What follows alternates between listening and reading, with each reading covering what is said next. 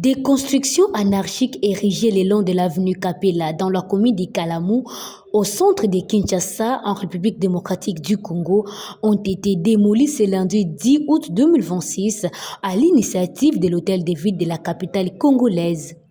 Cette démolition a également touché le marché Upen et ses environs dans la commune d'Ngalema à l'ouest de Kinshasa.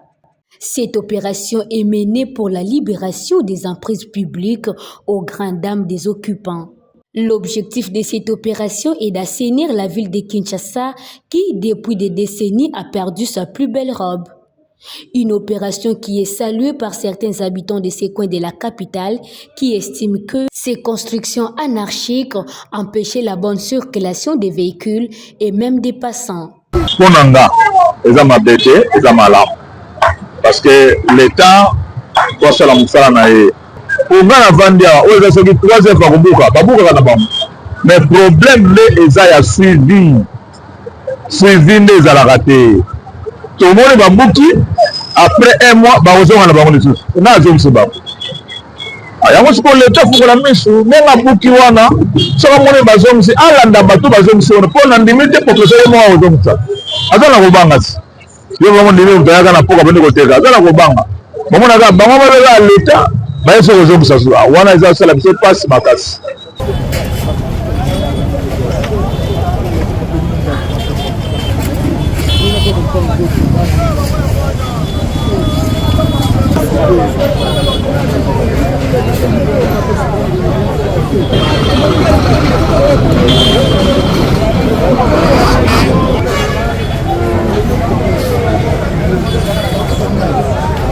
Les gens sont informés. Les gens ignorent ce que nous sommes au peuple.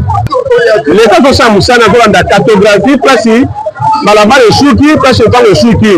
Parce que d'abord, le pas au haut. On a l'État. Avant, nous avons ça à locataire. Et là, nous avons besoin là, et ça que commune a délivré des documents. Il y a fait ça la pratique de prêter, il y a balabala. Si on n'a pas vraiment j'appelle ça un chèque conteneur, l'homme il faut Rolandanga, il y a une chasse comme ma salité. Il faut arrêter le système où on a autorisé la parochée à côté de l'on a financé là.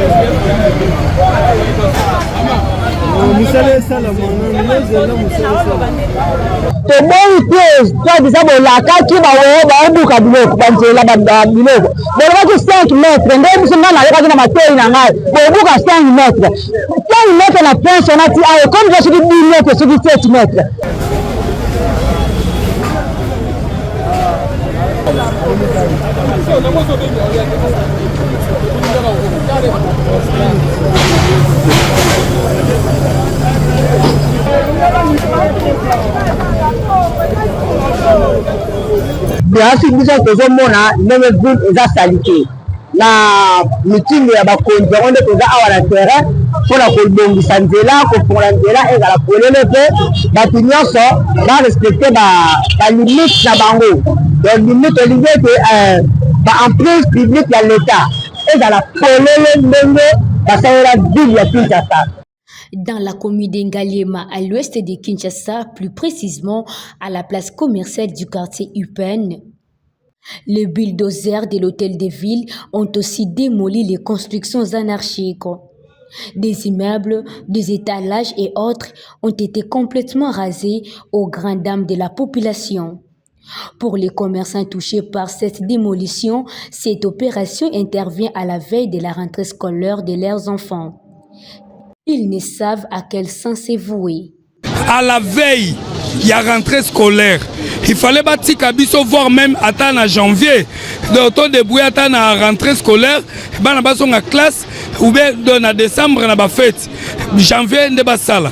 Mais bango bazo sala na veille à rentrer. Pour ban na biso batanga to bendenini.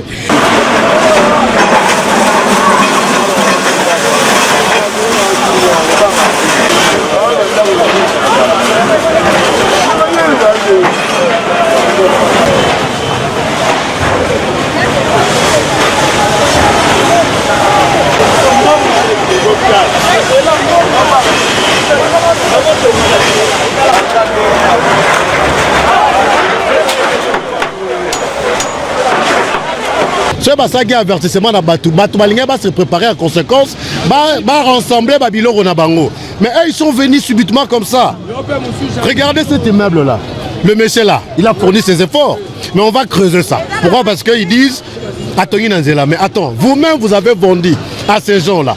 Et vous êtes encore revenus pour casser ça. Mais ça, je suis désolé, c'est triste. Lancée il y a quelques jours, la démolition des constructions anarchiques rentre dans le cadre de l'opération dénommée Balabala Eza Wenzete, c'est-à-dire la rue n'est pas un marché pour l'assainissement de la ville de Kinshasa. Outre Kapela et Upen, d'autres coins de la ville sont concernés. Aux uns et aux autres de se préparer.